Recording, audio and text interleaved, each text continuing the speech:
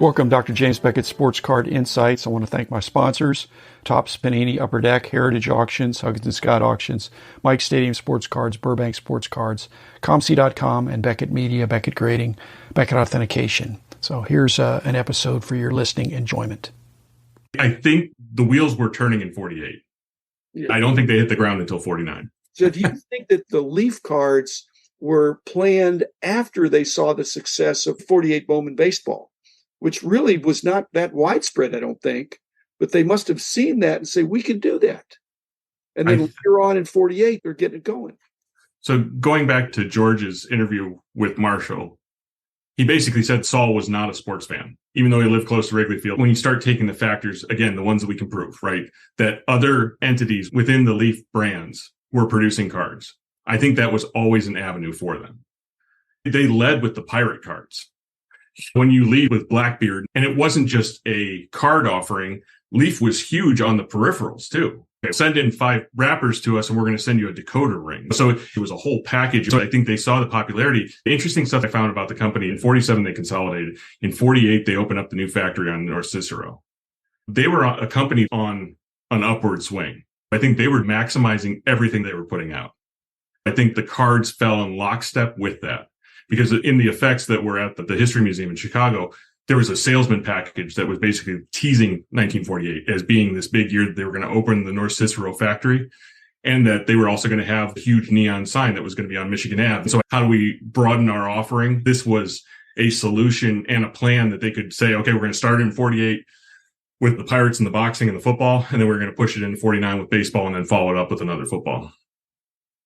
We haven't tied together the Philadelphia distributors. It's now dawning on me is that if there were to be a lawsuit between Beckett and PSA, let's just say, where the lawsuit is filed is a big deal. Okay, we would not want to go to California to sue PSA. We want to do it in Dallas County, where we are an employer. And I'm sure that's what Bowman was thinking, is that they're right there in Philadelphia. They've got a home court advantage. Let's say they have a sympathetic judge. Yep. Or if they go to the north side of Chicago or something, it could be a completely different outcome. That injunction may be quashed. But in Philadelphia, being an employer there for a while and having a track record, I guess that's what happened. And then Leaf is thinking, wait a minute, they've got this injunction against us in Philadelphia. We're going to have trouble winning that. Even if we do win, it's going to cost us a lot. Yep. So the agreement is, okay, you've already printed these, you can disperse, do that, but you can't make any more. Yep. And I think that's exactly what happened. I think that's why you see the suit filed in Philly. I think you're absolutely right. You hit the nail on the head. I mean, why not sit there and do it on the home court? Why not go after the distributors that are in your backyard? They're representing this entity that's out of Chicago. Absolutely. In doing that, you shut down the East Coast distribution of the cards. It shut the rare series being on the East Coast. So saying what you said on your buying trips is you found most of them in the Great Lakes region. That's why, because of that injunction, we'll still pump our candy out there. But the baseball project's done. We're not going to push those there anymore. You're saying pumping it out there. I don't know. They were just gently releasing it to almost no fanfare. It's probably with the candy distributors they already had relationships with.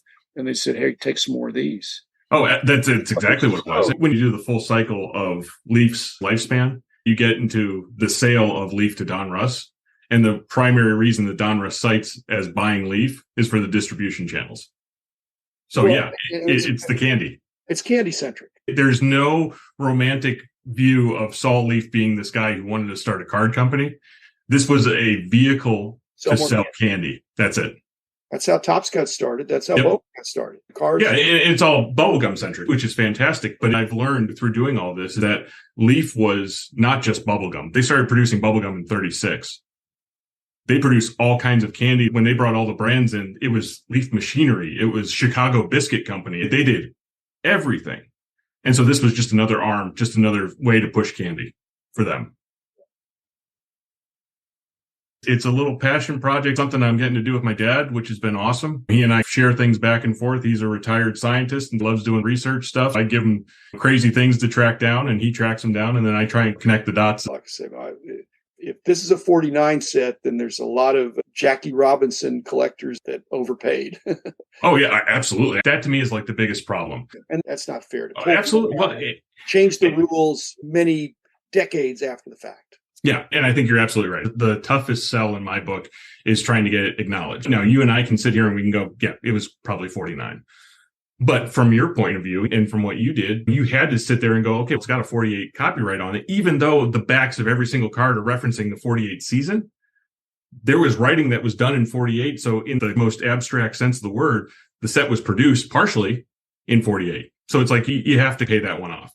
Like these plate variations, that's okay. Yes, we can go through and we can say that this is when it came out, but those changes are interesting to me as well. Since that door was already cracked open a little bit with Peterson, it's okay. There's more to that story if you're willing to take a look at it. I've been looking for that same level of anecdotal information from the Chicago area, because that would be the smoking gun, right? Because if they were produced in Chicago and released before the holidays, okay, now that's done. Now we know that it's a 48 set and a 49 set. But that would be the only way we would know for sure, is to get someone from the Chicago area that bought those cards in 48. We've had the opposite. A lot of people talking about spring of 49. I'm willing to lose the argument on an intellectual level, but in a practical manner, I just think it's better to keep it the way it is.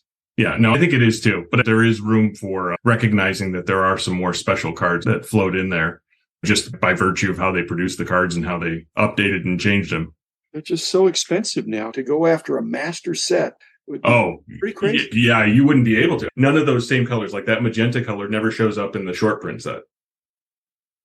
Which speaks to me the fact that they produced the short print set not at the same time they produced either the late printing of the first set or how that all played out. So it's like the cadence of when they all hit, I haven't been able to crack yet.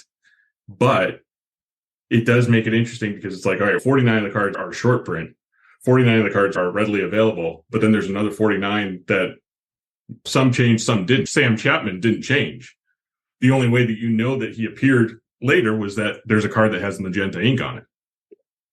So there are cards that did not change from one printing to the next, but there are definitely the cards that did change.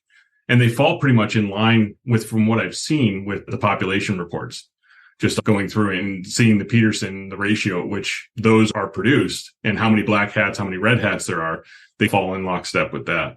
I did a lot of the paste up in the early days. And if this is pasted up mechanical art and not digital art, then could it be that on the sides of these cards that have the slats, the things going down the side, that's a piece of art that got nicked?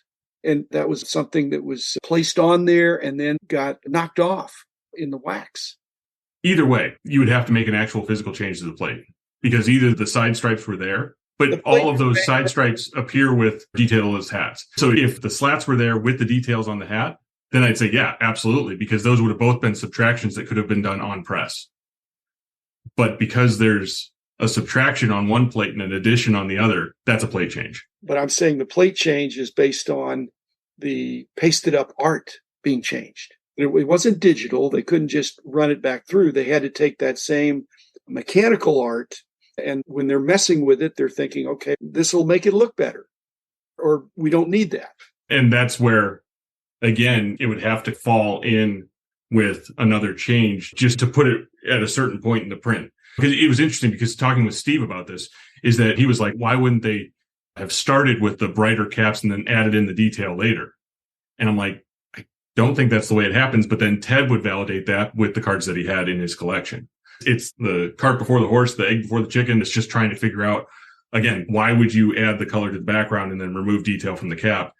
In my mind, the only reason that you would do those two things is to make a brighter card. Okay. What was going on at the same time was 49 Bowman. Yeah. And when 49 Bowmans came out, low numbers and high numbers, the definition of those cards is splotchy at best. Not much better than Leaf. Nope. So the card stock, and in terms of the definition of the art, in terms of the caps and things like that. So your theory, they wanted to add more detail and outlining, is a further differentiator above what Bowman was doing. Yeah, I think they wanted to make brighter cards.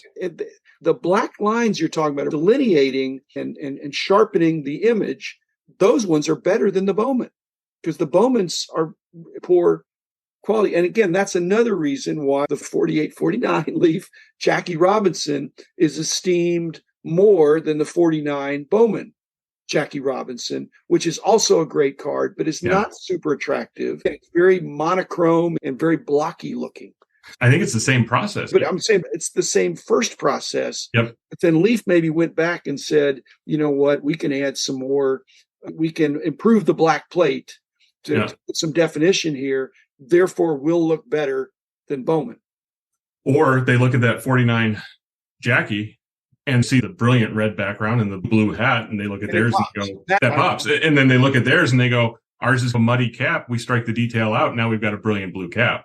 Yeah. So I think that there may have been something that went on too. The important thing is, why would you go through and make those changes on a set, to your point, that wasn't wildly successful across the board? They were just trying to put a product out there. And it's the only one that really had widespread changes on it. But if you look at the other Leaf issues, there were changes that were made, but they were small changes. But this set had more tweaks that happened to it. And I think that's a direct result of the Bauman set. Put something out there and you get your competitors' stuff. You take a look at it and you go, how can we improve ours to make it better to compete with this? And I think that's what they did. But 48 Leaf was black and white. So they're thinking, hey, we're jumping ahead of Bowman. Football and baseball were black and white. We're going to do color. Okay, then both does color. Now, here's another wrinkle. What about the other 70 missing numbers? In George's interview with Marshall, they brought that up. And Marshall actually stated that he remembered that his father would intentionally skip numbers as a way to get kids to buy more cards. But you still could have done another 49 and still had plenty of skippage. Yeah, absolutely. That's what they did with football, right? Is that they offered the initial 49, then they put another 49, but those were numbered. That was the only set that they produced in that 2 years period that actually fulfilled the number of cards that were in the set. Because there's only 98 cards in that set, and that actually fulfilled it. Yeah. And what if they had come out in 1950? Right. Now we'd have a problem. Now we'd have a 48 copyright back set. Yep. We'd have a 49 short prints, and then we'd have some other set that probably could have come out in late 49, but then you start getting into Diamond Stars, right? That span 3 years essentially and carry copyrights from each of those 3 years. So yeah, to your master set comment from before, it's like trying to put together a master set of Diamond Stars. Not only are you competing with copyright dates, you're also competing with back colors, that you've either got a blue or a green back color. You're killing me, Brian. I also collected those by all those things you're saying. I tried to get a master set of 34, 35, 36 Diamond Stars. And they're beautiful cards. Oh, they're gorgeous. But that's back in the day when I'd go to shows and I'd have a want list. On the other hand, I don't think you could even have a want list for some of those things. This is pre-price guides. I don't have that. I got the blue, but not the green. That next level collector stuff, when you sit there and you look at a card and you go, hey, that's different than the one that I have. And I'm going to grab this on a hunch that I think it's different than the one that I have. That's how I'm wired, except that I'm not saying they were $1 each in those days, but they were a lot cheaper. They were dollars. They weren't hundreds of dollars, that's for sure. Yeah. It's funny because I collected when I was a kid in junk wax era, the horrible years of collecting. And I worked for a card shop. I grew up in a really small town in the Finger Lakes of New York. And we had a card shop there. And I used to go around with that dealer and we'd do shows up in Syracuse. And at a certain point, I started looking at all the new cards. And I was just like, I'm done with new cards. I love watching my Yankees, but I'm not going to collect 1987 Yankee cards because there's 7 million of them. They're basically blowing down the streets. My folks were both antique dealers. And so I made that shift. I went to this auction in an extremely small town and it was all baseball cards. At that time, I bought a good 30 tobacco cards, T206s, all Hall of Famers, and didn't pay more than $20 for their card. And at the end of it, they brought up a 33 Gowdy Babe Ruth. I had been mowing lawns that whole summer. I was cash rich sitting there. And it came up, and from what I remember, it was a gorgeous card, and I think it ended up selling for $450, and I had it in my pocket, and I'm like, no, I'm good with the tobacco cards. Now, if I had to go back, I would love to pick that card up. But I think we all have those stories. But I made a shift from that junk wax era to picking up the older stuff as much as I could. I remember the day that 214 Cracker Jacks walked into the shop, and I traded the guy a Shaq Beam team for him. The guy thought he was getting a deal, and I walked away with it. And I'm like, this is great. So I've been on the old card kick for a long time. When I crossed paths with these, it was the first time 8 years ago that I had ever seen a Leaf card. And now I'm just in deep with them.